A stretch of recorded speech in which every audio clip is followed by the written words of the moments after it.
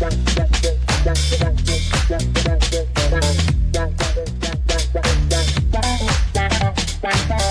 the best, do you think? I think we're going to go with the topic of where to go here. Get hired fast, proven. Let's do it, baby.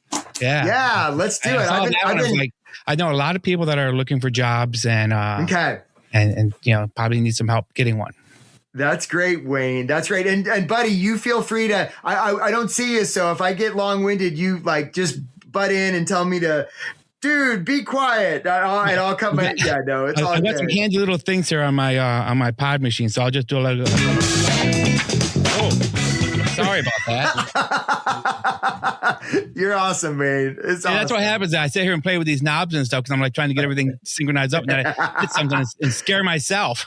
That's all right, buddy. Hey, and the other thing I want to say is when this, like when you get ready to publish this thing, you let me know and we'll plug it, and we want to help bring listeners to your podcast. So yeah, it's the first thing to do once I edit it up. We post it to social media and then back to Podmatch and Podbeam and. Perfect.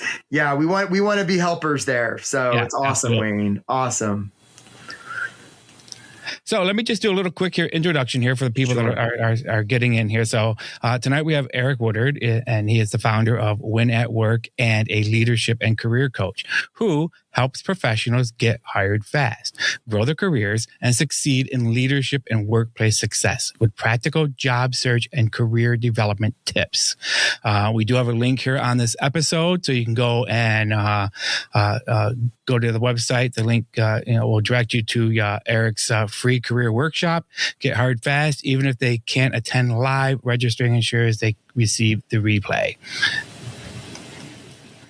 So again, welcome to the show, Eric, and pleasure to have you here tonight. I am alone tonight. Angela isn't feeling too well, so we're just going to wing it by myself. We'll wing it, Wayne, and I'm just so happy to be here and just acknowledge you for, just providing this podcast to your listeners. I know you serve them in all sorts of different ways, and don't worry, Wayne, we'll be just fine, you and me tonight. Awesome. So let's dive into this whole thing here with, what are some of the, I've lucked out in my life. I've literally only worked, I think, 3 jobs my entire life. I bought my first business when I was about 23, wow. And I've been self-employed since then. Not that I haven't come close to going back onto the work market, but I hear you there. But it's tough, But what are some of the mistakes that professionals make during a job search, and how can they get hired fast? Absolutely. Well, it's a great question. And I just, acknowledge you because, we're all working for somebody. And, I'm an entrepreneur too. I run my own business, and, we're all, whether it's a boss on a W-2 or, a client or a shareholder, we're all working for somebody. Right. The money doesn't come from nowhere. Right. So it's so it's sort of applicable. And a lot of the things I would, argue that make a good entrepreneur actually make a good job seeker, because in a way they're not completely dissimilar. But to answer your question, I mean, the main thing I see, and I think there's a lot of reasons for this that I could dive into if you want me to, but a lot of times job seekers are really, frankly, self-centered. They really focus on, what do I want? How can I sell myself? What am I good at? What's my value? And that's all fine. And employers are thinking about themselves. And so there's sort of a polarity of thought when, if I as a job seeker want to go in and talk about me, and the employer's like, well, what about us? And so the opportunity for any job seeker is to flip it. And in their job search, make their job search employer focused. And Correct. Really what the employer thinks about the applicant is kind of none of the applicant's business, sort of like that. Right. Well, it's like doing your homework. If you're going to go apply for, a packing company, for instance, you want to at least walk in there with some knowledge of what they do and what they produce. And then you can at least say, you can I lost the word that I was going to use. You know what I mean? Yeah, I do. You're not just walking, like you said, a lot of people go in, almost like cocky, like, wow, I did this. Well, that's great. But what are you going to do for us? Right. Well, or even, and this is sort of the next level, right? Because I'll get this. Sometimes and thanks for mentioning my workshop, by the way. I really appreciate that. I did it earlier today, because I'll ask people what a good resume is about. And most people say it's about me, but other people will, and some people even say it's about what I can do for the employer. And I would even say, nah, it's what's possible for the employer. See, we can take ourselves out of it even more. And then it becomes really easy to job search because it's not about us at all. It's about them. And that brings a lot of power to the table. Okay. So I've always, I almost kind of liken that to like when I bought my first business, having to go to the bank and get that money, you know what I mean? I've been talking to another person I know who's trying to do the same thing. It's like, you got to, when you write your business plan, you've got to foresee the future, and you've got to see, and you got to be confident about it, and you got to go in there and make the bankers think, right, and that you're going to be successful. Yeah, you can't walk in with your head down and shuffling through papers. Go in there, be confident, and you want to leave with them going, "Well, this dude's going to make it. He's going to, he's really set forwards." Well, the opportunity, and you're exactly right. And this is what I mean by job searching isn't entirely that different from being an entrepreneur. What you want is the banker to see possibility in them doing business with you. That's what you're after. As long as they see that possibility, which for a banker is probably dollar signs, they're good to go. That's the idea. Yep. Absolutely. So let's see that. So, how could someone accelerate their career growth and stand out as a leader in today's workplace? Yeah. Well, it's going to be difficult nowadays because there's just, I just think there's so many people out there looking for jobs now. Well, yeah. And you're not incorrect on that. And a lot of times I'll talk to job seekers and that's exactly what I'll hear. Oh, there's so much competition, or it's the economy, or it's my industry, and that may all be true. And what I often offer to job seekers that are sort of stuck in that is the idea that job seeking is a microeconomic endeavor, right? You're not applying to an industry. You're not applying to, an economy. You're not even applying to, in some cases, an organization. What you're really applying to is there's somebody there, a hiring manager of some sort, who's drowning. They're drowning in work, and they've literally put up their hands to say, help, I am drowning, in the form of a job description. And so you don't have to worry so much about the economy or the competition. The opportunity instead is to focus on that one employer, which is usually another person, and they need help. And if you can make that person feel seen, heard, and understood, if you can give that person safety, you don't have to worry about the competition or the economy. Okay. But how do you, again, so say I was going in for a job somewhere. Sure.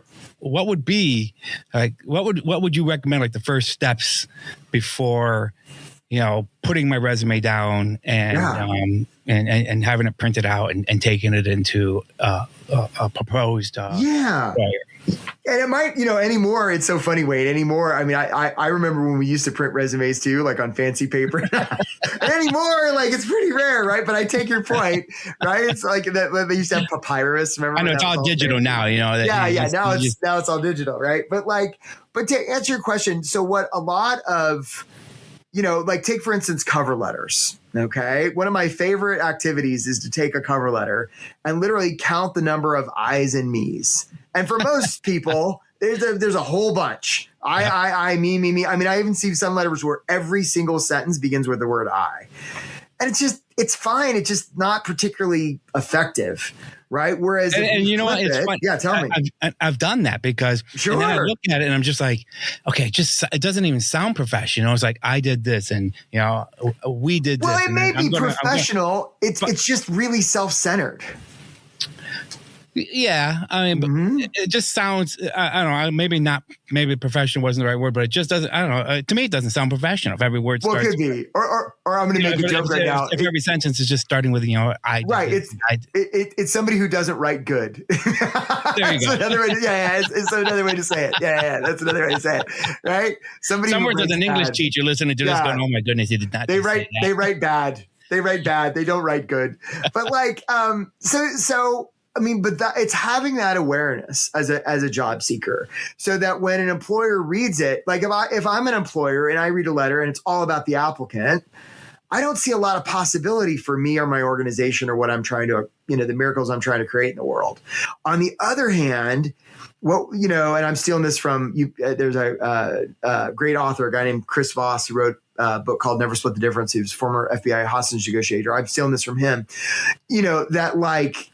If we can get somebody to say that's right, not you're right, that's right. If we can get somebody to say either think those words in their head or say them out loud, that means they feel seen, heard, and understood. And when they feel seen, heard, and understood, their shields come down, and that means they're now open to possibility. And that's what we're after, because that's really all an employer is interested in is, hey, if I hire this person, how's this going to make me look for my boss? And are they going to be put together where maybe I can finally take my family to Disneyland for that vacation I've been putting off for 19 years because I haven't had anybody working for me that can do the stuff. That's really what it's all the human stuff. So that's the deal. Okay. Gotcha. So, yeah. So, kind of just, making them, comfortable in knowing that if they hire you, that, you're going to be able to do what you're applying for, but other things that you might be able to bring to the table down the road. Yeah, or just that they can trust you. I mean, that's the other thing I'll tell people. Hard. Well, yeah. I've had my run-ins with it, you know what I mean? Sure. I'm sure you've had it too. You've got people you got to fire sometimes, and well, it could be. But at least in terms of the hiring process, right? I mean, a lot of times, I would argue there's only one reason somebody's ever going to hire you. And it's not your skills. It's not your experience. It's not even if they like you. It's if they trust you. Because how often have we seen people who are a disaster get hired and the people who are so crazy qualified not get hired? It's trust, right? And so then later, look, if there's a situation where, somebody's got to be let go because of the economics or something, that's a different story. But in that initial thing where, somebody has 30 seconds, if that, to look at a resume and maybe half hour, an hour in an interview. What we want to do is use those as opportunities to build trust, because that's the reason they're going to hire you or anybody. So would you say that's along the same lines as like just being personable? Because that's kind of like the couple of jobs that I have had, I've always, not that I'm a charming person by any means, like grass at times, but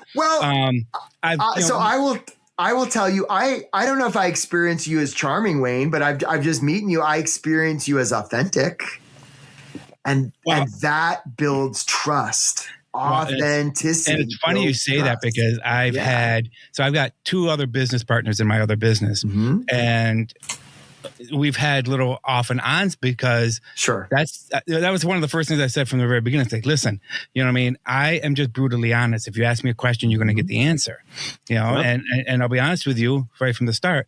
I'm not here during the day to be your buddy. I'm here to run a business and make money, and they didn't know how to take that. You know what I mean? They don't know how to take that, like brute honesty, but I don't have the time. To me, like, why dick around? Because you're just eventually going to have to hit that honesty wall somewheres. Yeah. Well, the distinction you're offering, and again, it's one I learned from one of my coaches, Steve Chandler, is... Hey everyone, hope you're enjoying the podcast tonight. Just a quick little insert here.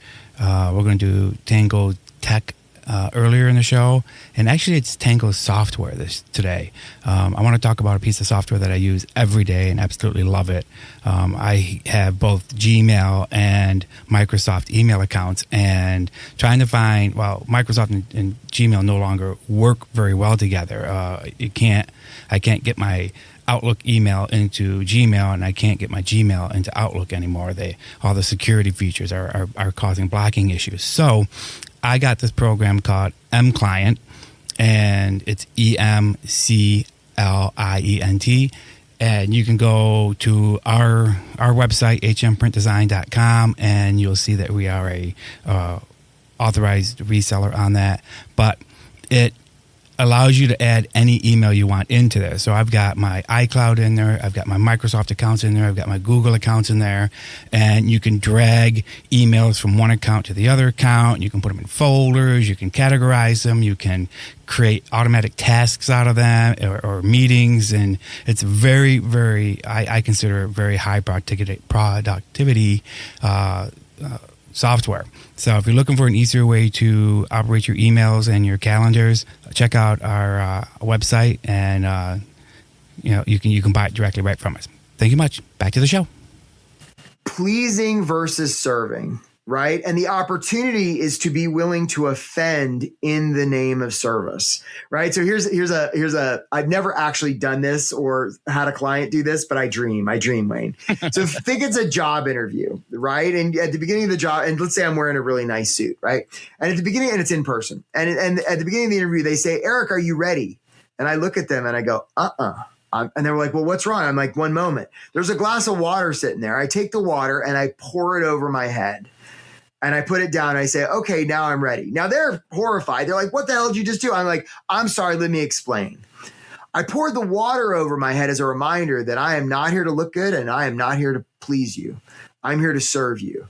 All the energy that I would have taken to look good and please you, I'm now putting into service. And pouring the water over my head is just a reminder of that. Now we can get started. Now, one of two things would happen. They'd either kick your ass out for getting their conference room floor wet, or they'd hire you on the spot if for no other reason to have the story. And that's kind of what you're talking about, is we want to be willing to offend in the name of service, because so many people aren't. Yeah. And that's like, I have that story. I have that struggle almost on a weekly basis. Like, they'll tell customers things. It's like, well, why'd you tell them that? Because now you've got to make that come true. Just be honest from the upgo, and then you don't have to worry about the consequences on it. That's right. To me, it's just common sense to me. But I and I struggle with why other people don't. Well, they want to look good, right? Because we're a social tribe species. True. This is really old wiring, right? And we're wired to get along with the tribe. This goes back to caveman time, right? And one could argue that the thing that's most similar to a tribe these days, aside from our Native American friends who actually do have tribes, hat tip to our Native American friends. But aside from that, like, the closest thing we have to like a tribe going back to caveman times is the workplace. Maybe school, but for those of us in the working world, it's the workplace. So a lot of times our amygdala, right, our lizard brains will fall into the misinterpretation of reality that, the boss is the chief, or whatever you want to call him. And that can kind of mess us up. I'm going to steal that line from you, if you don't mind. I'm going to steal that line. Like, next time I work, it's like, I think you're having a misinterpretation of the reality. Yeah, misinterpretation of reality. Yeah. Yeah, we don't want to have too many of those. That's right. I love it, though.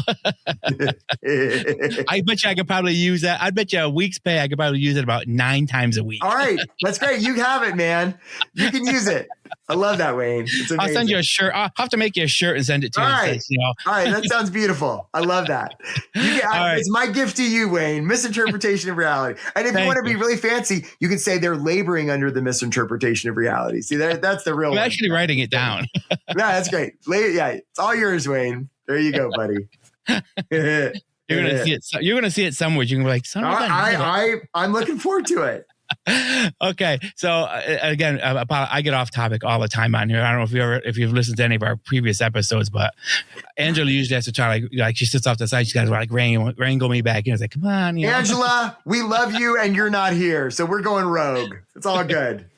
Yeah. So, and I do. Here's the thing. I'm just going to give Podmatch a little plug here, because I love how everybody puts these pages together. Yeah. Because it helps gives you like a flow. You know what I mean? Sure. The information that's ready to be spouted out, and I love it. So I hope you don't mind me just running down your questions. No, have at it. So, what strategies help professionals? Would you say build their confidence and influence and their workplace presence? Yeah.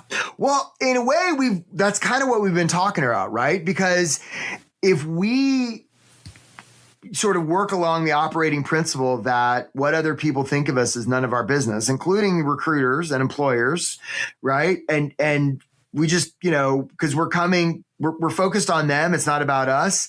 That can make anybody the most dangerous person in upstate New York or the United States or anywhere, it just because, and it builds trust because we're being super authentic and, confidence wise, you just, the only way somebody can hurt you is if you buy into, obviously, physically they can walk up and hurt. So I'm putting that aside, but the only way they can hurt you really is if, what is it? There's a great Eleanor Roosevelt quote, right? About the only way you can let people hurt you is if you let them. And there's another one, and I'm not sure who I'm stealing this from, but I was sharing this with a client earlier today that, you will never receive criticism from anybody doing more than you. You just won't.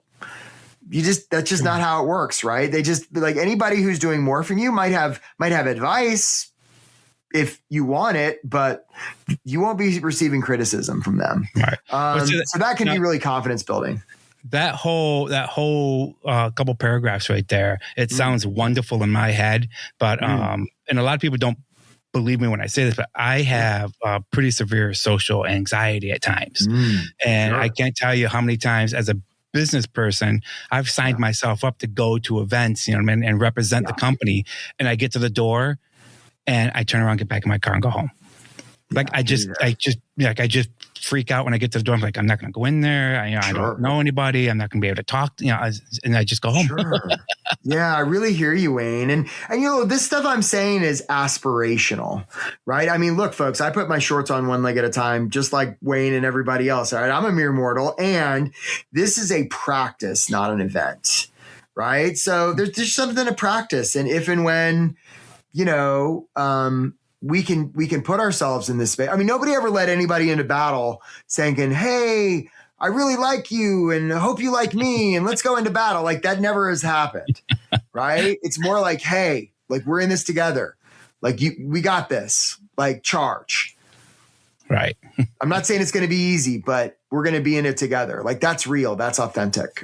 So that's kind of what we want to do in job seeking in a lot of places.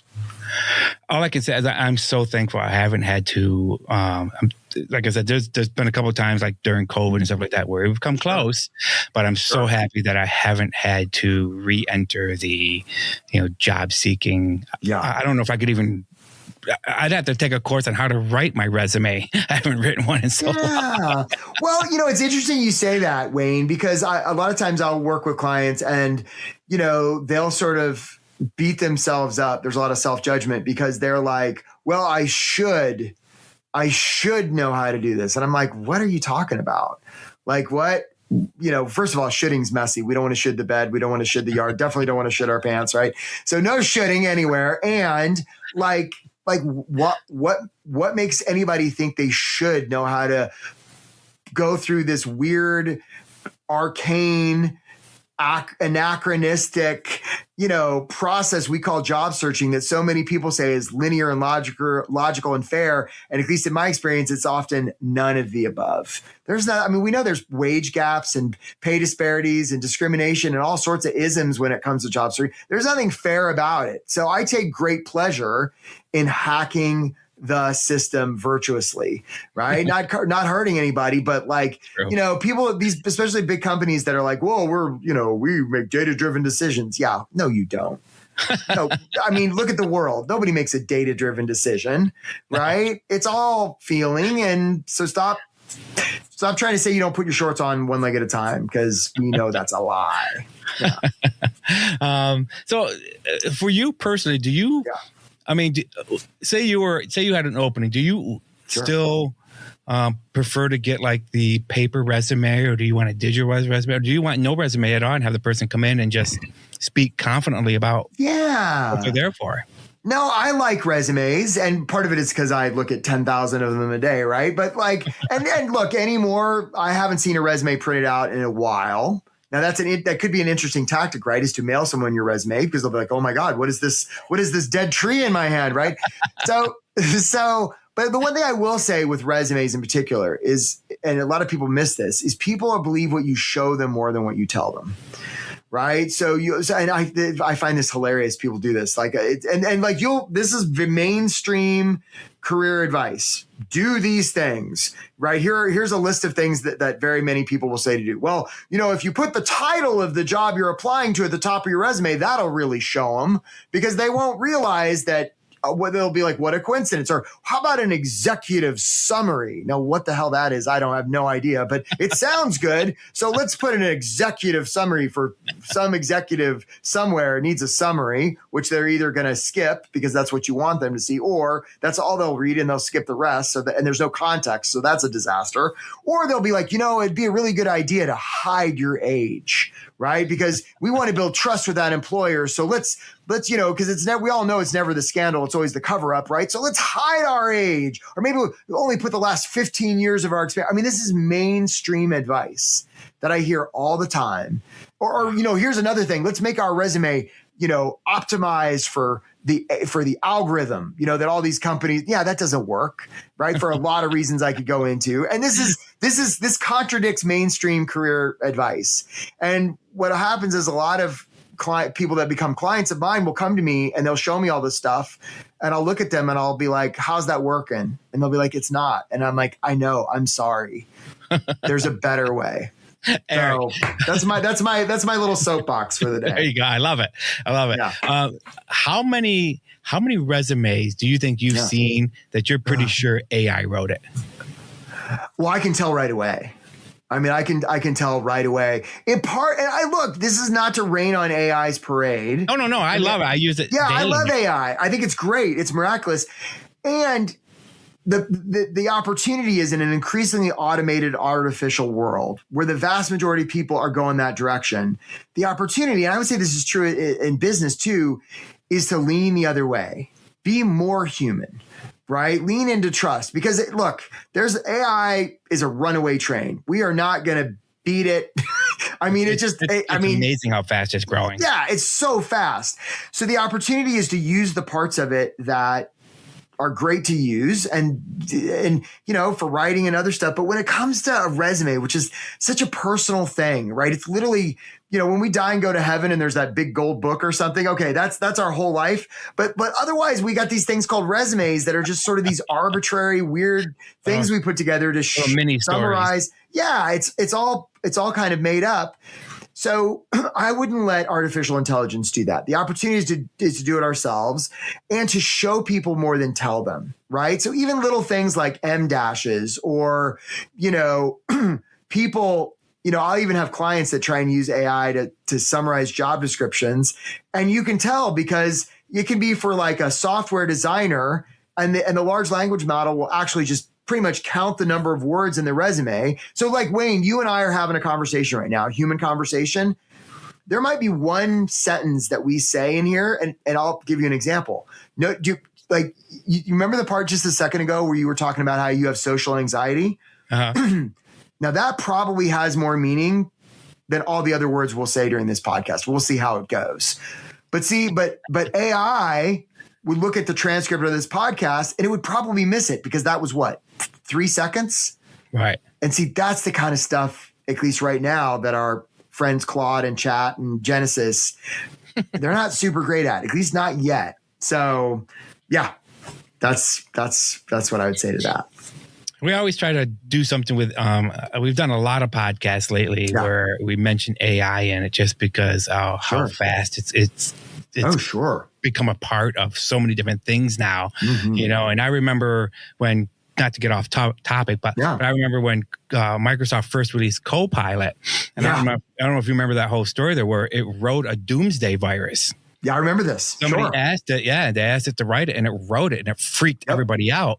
So they yanked it for like 6 months and rewrote it. And what was funny is during that first initial launch, I asked it to write a code to link my website to my Etsy store, and it did it in 10 seconds. I was like, "You got to be kidding me!" Amazing. And then I went to go do it again, and it wouldn't do it. They rewrote it so that people can only, which should have been their first thought in the first place. Right. Apparently, they'd never watched enough Terminator movies. Yeah, that's right. Enough Matrix. That's right. You don't want to make these things too smart. You know what I mean? Yes, they're very convenient and stuff like that. But Yeah. What is it? This is like I may be getting this wrong, but what is it? Asimov's 3 laws of robotics, right? Like, I think it's Asimov, but the rules are, protect human life and protect yourself. And then the third is, never let number 2 over, be more important than number 1, right? The three, right. I think it's Asimov. I forget who it is, but that's kind of what it was doing. It broke the rules of being a robot. So yikes. We every once in a while we'll pop it in because I find it still fascinating and it fits into almost any podcast that we've done so far, Well, it's everywhere. I mean, it's sort of like it's not going anywhere. And I think, it reminds me, especially last year, really reminded me of about 1997, right? Where it was like, all of a sudden you went on the World Wide Web and it was a picture. And it wasn't just words anymore. And you're like, what is this? What is this thing called Netscape, right?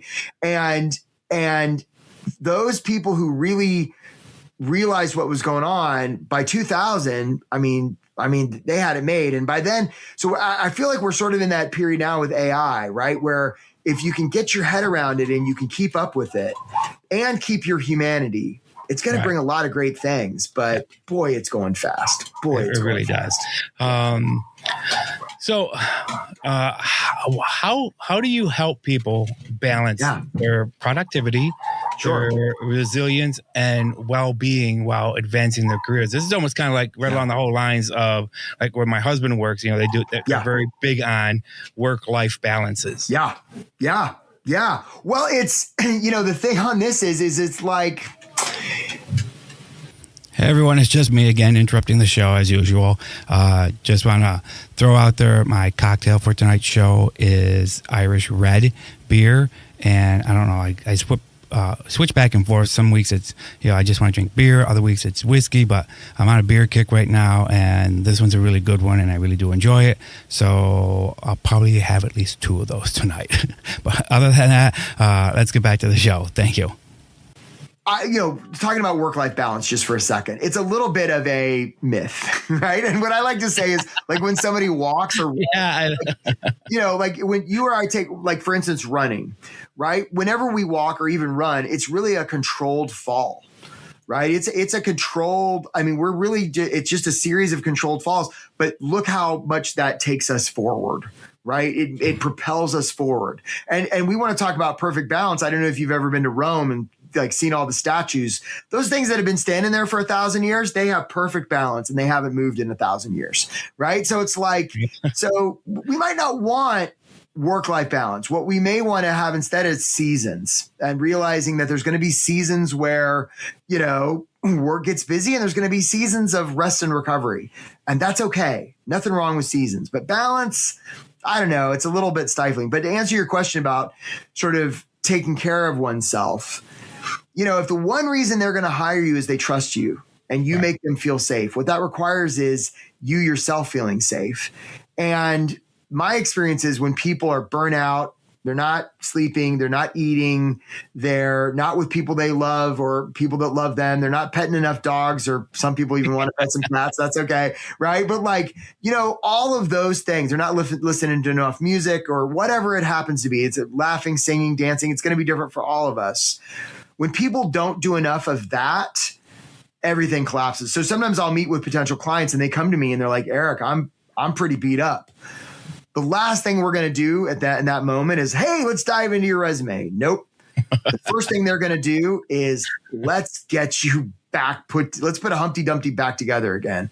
You're not going to think about job searching for at least a couple, 3 or 4 days. And all you're going to do is pull it together, right? Like take a shower, get some sleep, eat something healthy, go for a walk, pet a dog.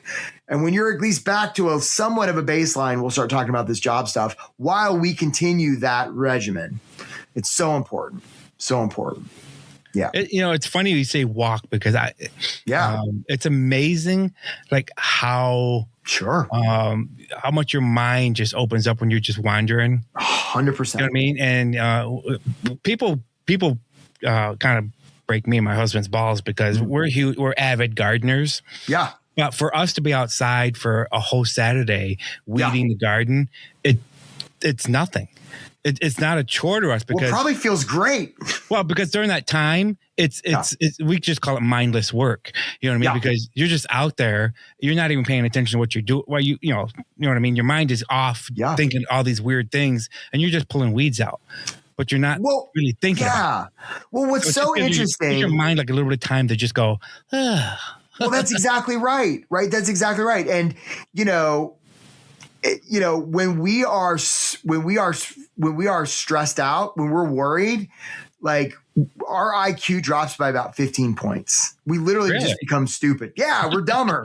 We're sort of like the Incredible Hulk, right? We just get dumb, right? So if I catch myself worrying, which is something I tend to do sometimes, right? I will know that me deciding I'm going to go do something about it is the worst possible thing because I'm stupid in that moment. And whatever I choose to do is probably going to be like the Hulk. I'm going to go smash something, right? So the only thing to do in those moments is to pull it back in. You're cracking me up. You got all these little metaphors and stuff. And we're just dumb, right? We turn dumb when we worry. And so the only way we're going to get those 15 points of IQ back is to convince our lizard brain, our amygdala, that we are safe. And look, there's a good reason why we get 15 point stupor, because back in caveman times, we did that so we were ready to fight the saber-toothed tiger. But it's old wiring. We don't have that anymore. So the only thing to do is convince ourselves. And a lot of people literally don't at a fundamental level, don't understand. Their brains do not understand that there's a difference between a saber-toothed tiger and losing a job. It's all the same stuff, right? So if we can give our brain that safety through self-care, that's when we get really creative. And that's when we have the good ideas that are going to help us land that next job. Only always. Yeah. Yeah. I just think it's always healthy and good just for a couple of hours of just brain shut down, and just do something that's just, you don't have to actually think about. That's right. Yep. It's really important, man. It's really important, Wayne. Well, I'm glad we're solving all these problems, man. It's the best. I just find the older I get, the more of those days I need. Yeah. Well, it could be that you're wiser. Wow. Let's not get carried away. Okay. No. I mean, I think, I think especially as we get older, there's more to process and there's more, I mean, that could be the definition of wisdom is, learning to take time to let one's creative forces come out. And that takes wisdom to do that. Yeah. Hard-won wisdom in my experience. Yeah. So what actionable tips can listeners use immediately to improve their job search or leadership skills even? Yeah. Well, the first thing is count the number of I's and me's in everything you write, right? And everything you say. I mean, that's a big one right there. Focus on showing people more than telling them. Telling stories, really powerful, right? Our ability to process stories is like, 20 million bits a second. Our ability to process logical information is like 40 bits a second. It's orders of magnitude greater.